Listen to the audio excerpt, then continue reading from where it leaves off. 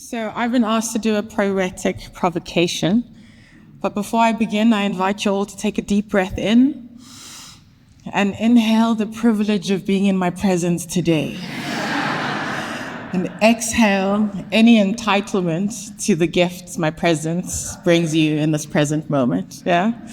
I come before you not as an expert in anything, but as an anointed daughter of the African soil found at the cradle of humankind. I come as the original keeper of stories, the ones they buried but could not kill.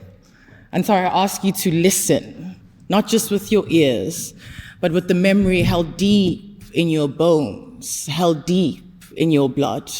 For the story of wealth begins with the body. Long before there were markets, before there were stocks, before there were banks, there was the land, the river, the sun. And wealth, beloveds, was the abundance of the earth. It was the song of the harvest. It was the hands that tilled the soil. It was the joy of enough. But then came the colonial lust for conquests, the taking, the grabbing.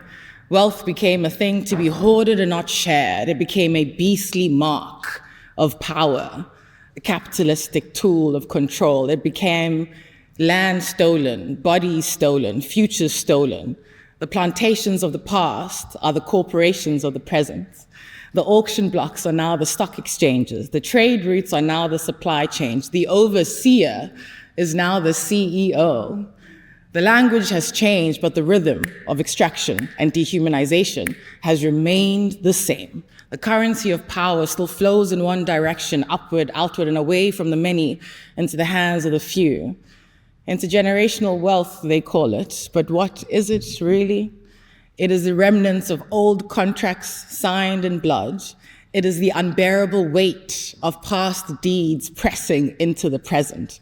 You are experiencing the karma of riches built on suffering, and it would be unrighteous of us to not allow you to experience the full cycle of your ancestral karma. And so I ask you, what ghosts live in the wealth you hold? What stories are stitched into the fabric of your investments? What bodies are buried beneath your portfolios? What voices whisper between your metrics?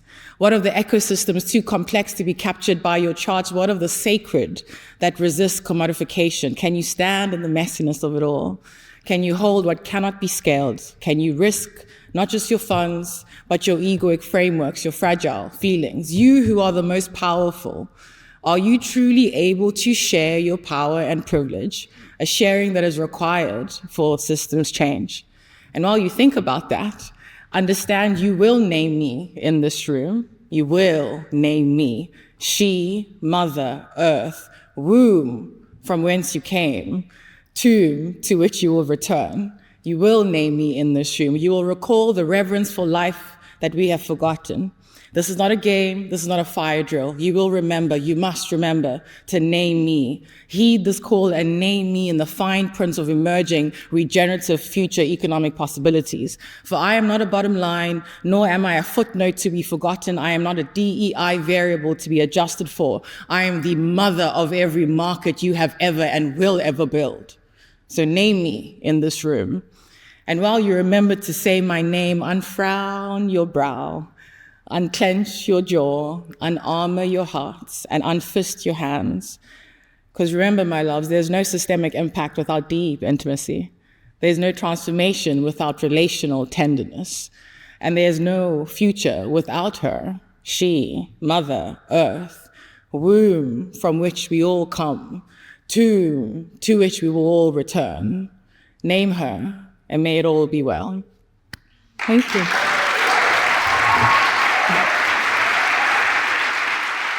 Yeah.